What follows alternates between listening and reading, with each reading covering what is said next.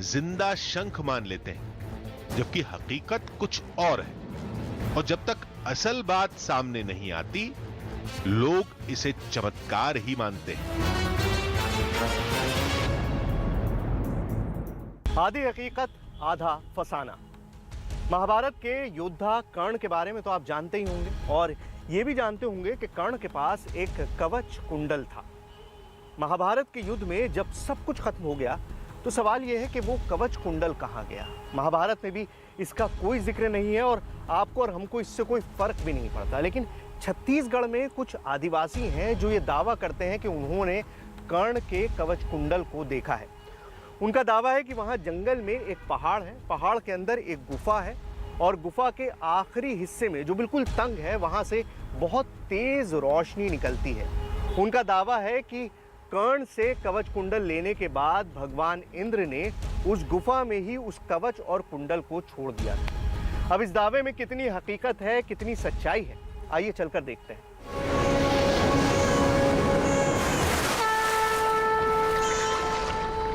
महाभारत में लिखा है, कर्ण का जन्म कवच कुंडल के साथ हुआ था।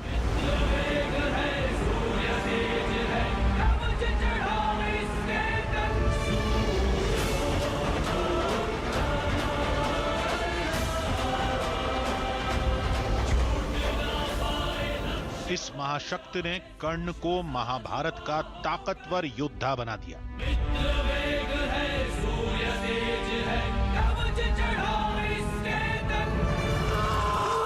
लेकिन इंद्र ने छल करके कर्ण से कवच कुंडल ले लिया।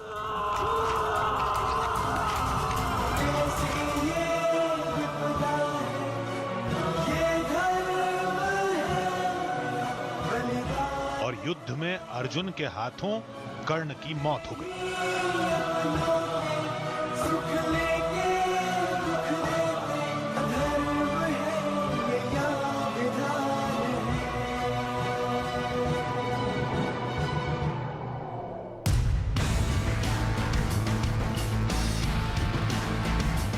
इसके बाद कवच कुंडल का क्या हुआ, वो कहां गया, कोई नहीं जानता। इसको लेकर कुछ दावे जरूर हैं, जिनकी पड़ताल के लिए आधी हकीकत आधा फसाना की टीम छत्तीसगढ़ के बीजापुर में थी, जहां कदम कदम पर नक्सली हमले का खतरा रहता है।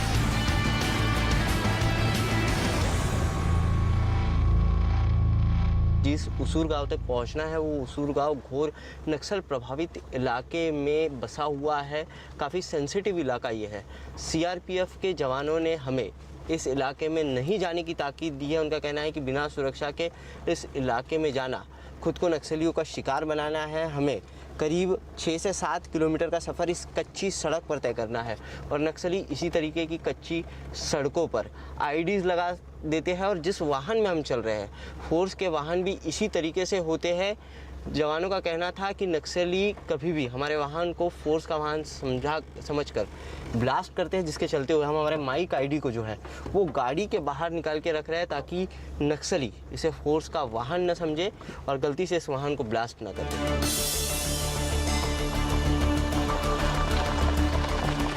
ये कोर नक्सली एरिया है, जिसे पार करके हम उस गांव में होंगे जहां के लोगों ने कवच कुंडल देखने का दावा किया है। अभी तो सिर पर खतरा मंडरा रहा था। नक्सलियों ने यहाँ पर इस सड़क को काट कर रखा है, ताकि इस सड़क पर फोर्स के वाहन या बख्तरबंद गाड़ियाँ आगे न बढ़ पाए। हमारे गाड़ी के चालक का कहना है कि इस सड़क पर इसी तरीके से नक्सलियों ने सैकड़ों बार सड़क को काट कर रखा हुआ है। अब गलगम पहुंचने के लिए हमारे पास एक पैरेलल रास्ता है, ये पगडंडी वाली सड़क है, लेकिन इस सड़क पर बढ़ना भी बेहद ही खतरनाक है, क्योंकि फोर्स के जो जवान होते हैं वो नक्सल ऑपरेशन के लिए जंगल में इसी रास्ते से जाते हैं, और जवानों को नुकसान पहुँचाने के लिए इस रास्ते पर नक्सलियों ने कई आईडीज़ लगा रखी है। कई बार इस सड़क पर धमाके हो चुके हैं। और चारा भी क्या था, महाभारत के 5000 साल से भी पुराने रहस्य को सुलझाने के लिए आगे बढ़ना ही था। लेकिन एक बात समझ में नहीं आ रही थी। कथा के मुताबिक कर्ण का कवच कुंडल तो इंद्र ने ले लिया था, फिर वो धरती पर किसी गुफा में कैसे हो सकता है? इसके जवाब में गांव वालों ने एक कहानी सुनाई। हमारे पूर्वज कहते थे सर कि सूर्य का श्राप चलते हुए इंद्र का पहिया वहीं धस गया था। वो वहाँ एक कुंड बन गया, उसे नीलम सराय इंद्र सराय के नाम से जाना जाता है। वो कुंड में आज वो सर पानी सूख जाने के बाद उसका चिन्ह दिखाई देता है। सूर्य का श्राप चलते हुए सूर्य देव ने कहा था कि जब तक तुम्हारे पास ये कवच कुंडल रहेगा तब तक तुम स्वर्ग पर नहीं आ सकते हो। उसके बाद इंद्रदेव ने वो कुंड बोमरेलू बोलते हैं सर, वो गुफा में छुपा कर रख दिया।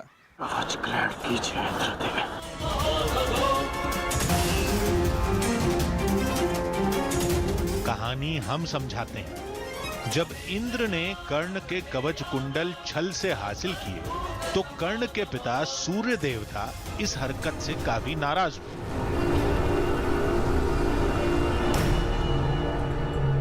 सूर्य देवता ने इंद्र को श्राप दिया कि कवच कुंडल लेकर इंद्र स्वर्ग नहीं जा पाएंगे। इंद्र के रथ का पहिया जमीन में धंस गया। फिर परेशान इंद्र कवच कुंडल को एक गुफा में रखकर स्वर्ग चले गए। पौराणिक ग्रंथों में यह कहानी तो हमने भी पढ़ी है, लेकिन इस बात का क्या सबूत है कि वो गुफा ही वही जगह है जिसका ग्रंथों में जिक्र है? तो गांव वालों ने 2 साक्ष्य पेश किए। आज उस गुफा से बहुत तेज रोशनी निकलती है किसी दिन, और रोशनी सूर्य के समान बहुत ही चमकदार होती है, बहुत तेज होती है, और रोशनी पूरे आकाश तक फैल जाती है। दावे के मुताबिक पहला सबूत है गुफा से निकलने वाली वो पीली रोशनी, और दूसरा है पत्थरों पर बने कुछ निशान जिन्हें गांव वाले इंद्र के रथ के पहिए का बताते हैं।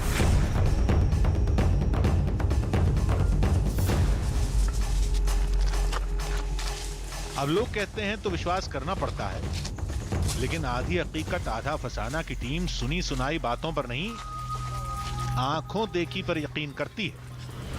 और उस रहस्यमयी जगह पर क्या होता है, ये जानने के लिए हम गांव वालों के साथ गुफा के लिए रवाना हो गए।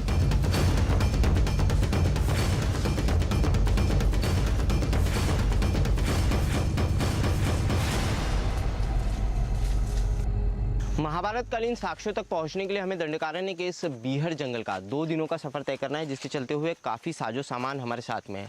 और इन पथरीली चट्टानों पर इतना साजो सामान लेकर चलना बेहद ही मुश्किल है, लेकिन इसे हम हमारे सफ़र की मुश्किल या कठिनाई भी नहीं कह सकते, क्योंकि अभी हमें जिस इलाके से गुजरना है वो रेड कॉरिडोर की राजधानी यानी कि नक्सलियों का गढ़ है, और इसके साथ ही हमें ऐसे ऐसे पर्वत और पहाड़ों का सफ़र तय करना है, कहते हैं जिन पहाड़ों और पर्वतों से लौट कर आना भी नामुमकिन है। पहले हमारी टीम जंगल को पार करेगी, फिर एक पहाड़ पर चढ़ना होगा, एक गहरी खाई में भी उतरना पड़ेगा, उसके बाद वो कुंड मिलेगा जहां कुछ पहियों के निशान के होने का दावा किया जाता है। फिर जाकर वो गुफा मिलेगी जहां से तेज रोशनी निकलने का दावा किया जाता है। इस जंगल में सफ़र करते करते शाम ढल चुकी है, सूरज जो है वो डूब चुका है, जिसके चलते हुए हम उस रहस्यमयी कुंड तक अभी नहीं पहुंच सकते हैं। इस वक्त हमें इस झरने के आसपास, नीलम सराय की इसी जगह के आसपास एक सुरक्षित जगह देखकर रात गुजारनी होगी, और उसके बाद सुबह की पहली किरण के साथ ही हम उस रहस्यमयी कुंड के लिए हमारे सफ़र की शुरुआत करेंगे।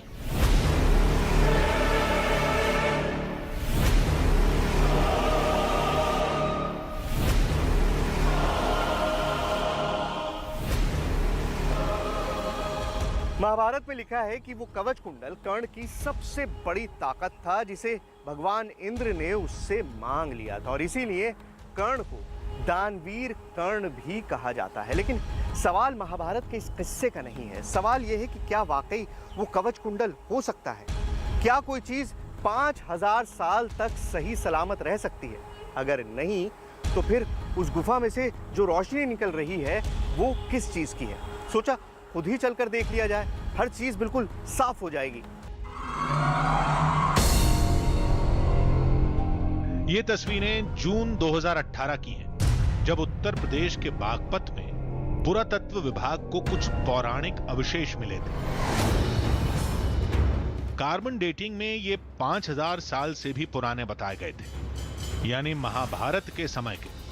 कहने का मतलब ये कि उस युग के अवशेष पहले भी मिलते रहे। कुछ इसी उम्मीद के साथ आधी हकीकत आधा फसाना की टीम छत्तीसगढ़ के बीजापुर में थी, जहां आदिवासियों के दावे के मुताबिक एक गुफा में कर्ण का कवच कुंडल रखा है। कर्ण का किरदार और उसके किस्से से हम लोग बखूबी वाकिफ है, लेकिन इस किरदार के किस्से का सबसे महत्वपूर्ण पहलू जो है वो है कर्ण के रहस्यमयी कवच कुंडल।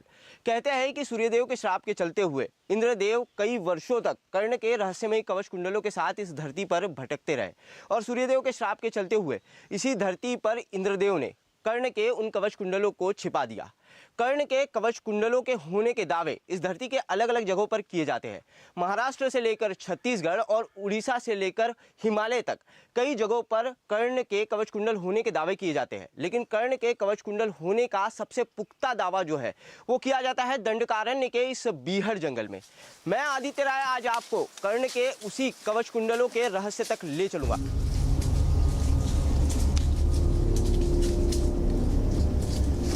जैसा गांव वालों ने बताया था, नीचे इंद्रसराय घाटी में उतरना होगा। पहले कुंड मिलेगा, कहते हैं कुंड में रथ के पहिए धंसने के निशान हैं। फिर एक गुफा मिलेगी जहां कवच कुंडल के होने का दावा किया जाता। सबूत है वहां दिखने वाली रहस्यमयी पीली रोशनी, जिसे गांव वालों ने कई बार देखा। लेकिन घाटी में उतरना जिंदगी और मौत के बीच झूलने जैसा था।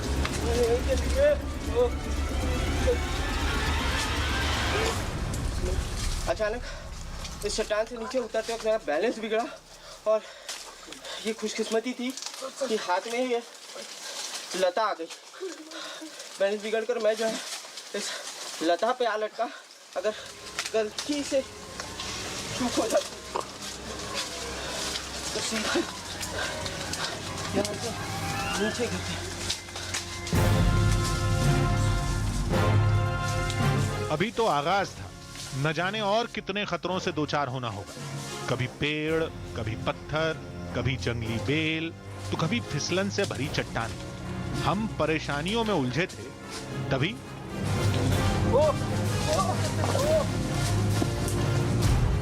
हमारी टीम जख्मी होने से बाल बाल बची। अगर ये पत्थर शरीर पर पलटा होता तो जान भी जा सकती थी।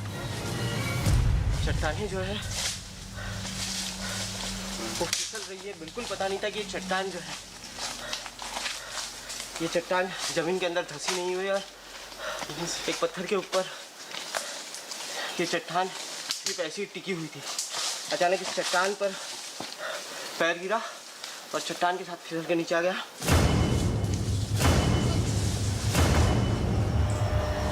लेकिन रहस्य के आगे ये सारे खतरे बौने लग रहे थे। सच कहें तो कवच कुंडल ही मिलेगा, इस पर भरोसा कम था। महाभारत से जुड़ा कोई और साक्ष्य मिल जाए, इसकी उम्मीद ज्यादा थी।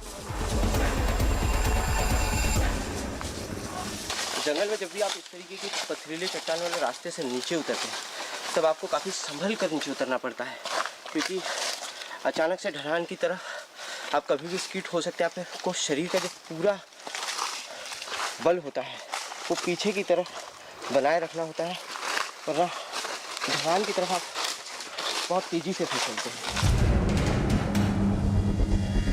कम से कम इतना तो पता चल ही जाएगा कि आदिवासियों का दावा हकीकत है या फसाना। ये सब सोचते हुए हमारी टीम ने घाटी का सफर पूरा कर लिया। फिर सामने था इंद्रकुंड।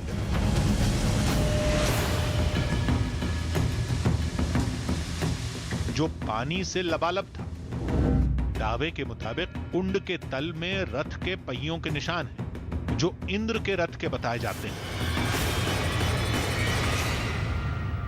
कहते हैं सूर्यदेव के श्राप के चलते हुए आसमान से इंद्रदेव का रथ आकर जमीन में आ गिरा और इसी जगह पर वो रथ धंस गया। रथ के धंसने की वजह से यहाँ पर जमीन में एक बहुत बड़ा गड्ढा बन गया और बारिश का झरने का पानी उस कुंड के अंदर भरने की वजह से इस जगह को इंद्रकुंड नाम दे दिया गया। कहते हैं गर्मी में जब एक कुंड सूखता है तो उस वक्त यहाँ पर रथ के पहियों के निशान साफ दिखाई देते हैं।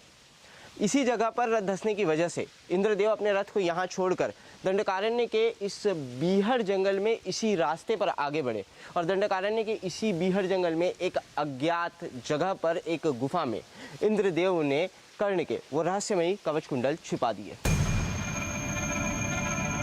पानी की वजह से उन निशानों को देखना नामुमकिन था। तब हमारी टीम गुफा के लिए रवाना हो गई, जहां कर्ण के कवच कुंडल होने का दावा किया जाता है।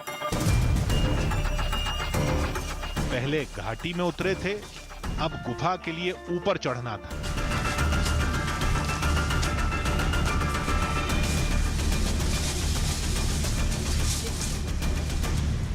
रास्ता इतना खतरनाक और कठिन है कि हर जगह पर सिर्फ सामने मौत ही नाचती नजर आती है।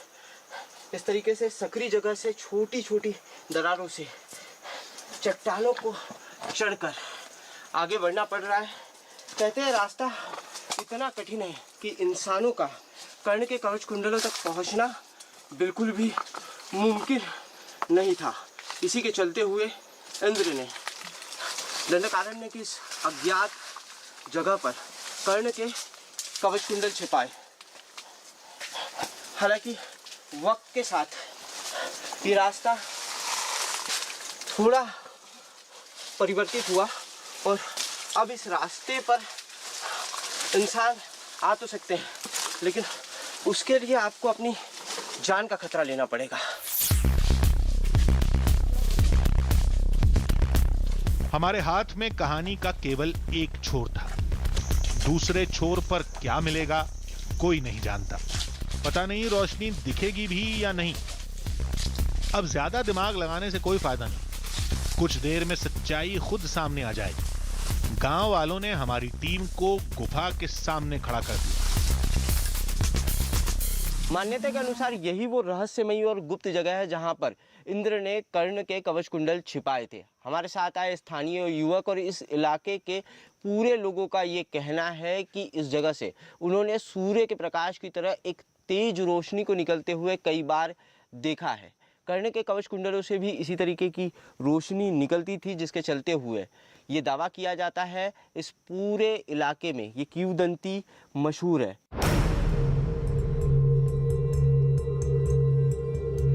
हमने ध्यान से देखा, अंदर कुछ नजर नहीं आया। अब घुसने के सिवाय कोई रास्ता नहीं।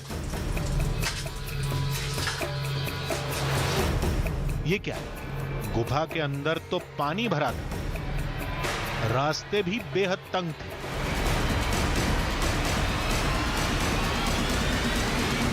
इस सुरंग के अंदर आते ही दो रास्ते दिखाई दे रहे। एक रास्ता इस तरफ दिखाई दे रहा है, जिस रास्ते पर घनघोर अंधेरा है, काफी सकरा ये रास्ता है, पानी नीचे से इस रास्ते पर बह रहा है। और दूसरा रास्ता ये रास्ता है, ये रास्ता भी काफी सकरा है, इस रास्ते पर भी घनघोर अंधेरा है, लेकिन पानी जो है यहाँ पर पानी बहुत ज़्यादा जमा है।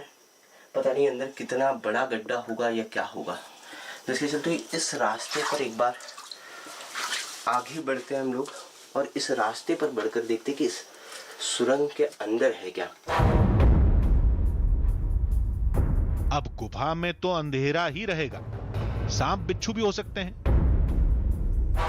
चमक तो दूर, अभी तक एक चिंगारी भी नहीं दिखी। वैसे भी हर कदम के साथ रास्ता संकरा होता जा रहा है। और गुफा में यहाँ देखिए घुटनों तक पानी यहाँ भरा हुआ है। जैसे जैसे हम आगे बढ़ रहे हैं वैसे वैसे पानी भी लगातार बढ़ते जा रहा है। इस तरीके से लकड़ी डालकर हमें यहाँ देखना पड़ रहा है कि आगे गड्ढा कितना है। अंधेरा, संकरा रास्ता, पानी, पता नहीं और क्या क्या देखना पड़ेगा। फिर भी हम आगे बढ़ते रहे। एक तंग मोड़ मिला, जिसके बाद रास्ता बंद था। पीछे से बहुत तेज पीली रोशनी निकल रही थी। क्या गांव वाले इसी चमक की बात कर रहे थे? गुफा पूरी तरीके से सुरंग बंद है और एक पीला प्रकाश जो है वो पीला प्रकाश यहाँ पर दिखाई दे रहा है, अनबिलीवेबल। कैमरे में लाइट दिख रही है ना, पीली आंखों से जो लाइट दिख रही है वो दिख रही है ना कैमरे? पूरा पूरा पूरा हमने लकड़ियों को हटाने की कोशिश की, लेकिन हिला भी नहीं पाए, बुरी तरह फंसी हुई। और इसके पीछे रोशनी का चमकना जारी था।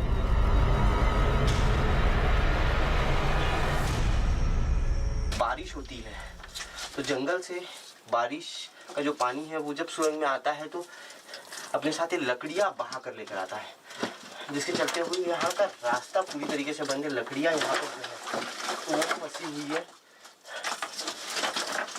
लेकिन अंदर यहाँ से जो है देखिए किसी इंसान के अंदर जाने का रास्ता यहाँ से आगे नहीं है। आगे सुरंग और लंबी दिखाई दे रही है और सुरंग के अंदर से यहाँ से जो है मुझे कैमरा लगी, यहाँ से सुरंग के अंदर से रोशनी आती हुई दिखाई दे रही है। देखिए यहाँ से डालिए, लकड़ियों के ऊपर से कैमरा डालिए, सुरंग के अंदर से जो है वो रोशनी आते हुए जो है वो दिखाई दे रही है। यहां से निकलने पर भी रोशनी तक नहीं पहुंच पाते। आगे रास्ता और तंग था, वहां भी लकड़ियां फंसी थी, लेकिन हमें साफ नजर आ रहा था कोई चमकदार चीज थी, पीले रंग की। उसकी रोशनी पूरी गुफा में फैली थी। गांव वाले शायद इसे ही कर्ण का कवच कुंडल कहते हैं। ये गुफा पूरी तरीके से घनघोर अंधेरी गुफा है, पूरी तरीके से गुफा बंद है और गुफा के उस हिस्से में वहां से एक पीली चमक, पीली रोशनी को आप साफ देख सकते हैं। सोने की तरह चमक है इस रोशनी की, लेकिन उस रास्ते तक पहुंचना बिल्कुल नामुमकिन है। देखिए यहाँ पर रास्ता इतना सकरा है और पानी की वजह से यहाँ पर बारिश में जो लकड़ियाँ बहकर आई है वो पूरी तरीके से यहाँ जम गई है। काफी बड़ी ये लकड़ियाँ हैं और इतने रास्ते से अंदर जाना बिल्कुल नामुमकिन है। रोशनी के करीब जाने के लिए हम बेताब थे। दूसरे रास्ते आजमाए, शायद कामयाबी मिल जाए, लेकिन नाकाम रहे। ये पूरा हिस्सा बहुत ही संकरा था। केवल एक रास्ता था जो बंद था। अब दूर से तमाशा देखने के अलावा कोई चारा नहीं था।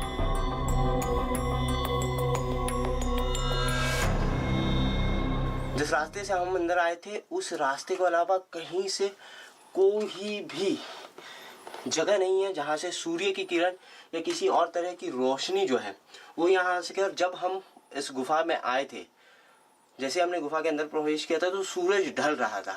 इतनी तेज रोशनी सूरज की इस गुफा के अंदर नहीं आ सकती, सूरज ढल रहा था, बादल छाए हुए थे। लेकिन अब ये जो है अब एक काफ़ी तेज रोशनी दिखाई दे रही है। समय भी काफ़ी हो रहा है और हमें काफ़ी लंबा सफ़र इस जंगल से वापस लौटने के लिए करना है। ऐसे में अब इस जगह पर भी बहुत ज़्यादा देर तक हम रुक नहीं सकते। उस रोशनी को हम देख रहे हैं लेकिन वहाँ तक पहुँचने का कोई रास्ता हमारे पास नहीं है, जिसके चलते हुए अब हम यहीं से हमारे सफ़र को ख़त्म कर वापस लौटेंगे। ये चमक किसकी थी? कवच कुंडल की, लेकिन इसे तो कोई नहीं मानता, सभी खारिज करते हैं। तो क्या था? कोई पत्थर, कोई खनिज, कोई हीरा या कुछ और? ये रहस्य ही रह गया। रोशनी गुफा के उस हिस्से से निकलती है जहां पहुंचना किसी इंसान के बस की बात नहीं। गांव वालों ने भी बहुत कोशिश की होगी, लेकिन कोई उस रोशनी तक नहीं पहुंच पाया होगा। अगर उस जगह तक इंसानों की पहुंच होती तो शायद कुछ फैसला हो जाता। हमने भी बहुत कोशिश की, लेकिन ये राज हकीकत और फसाने के बीच उलझ कर रह गया।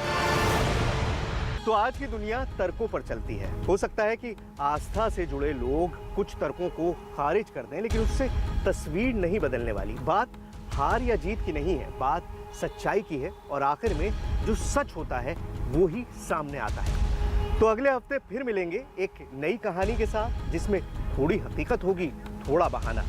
आधी हकीकत, आधा फसाना।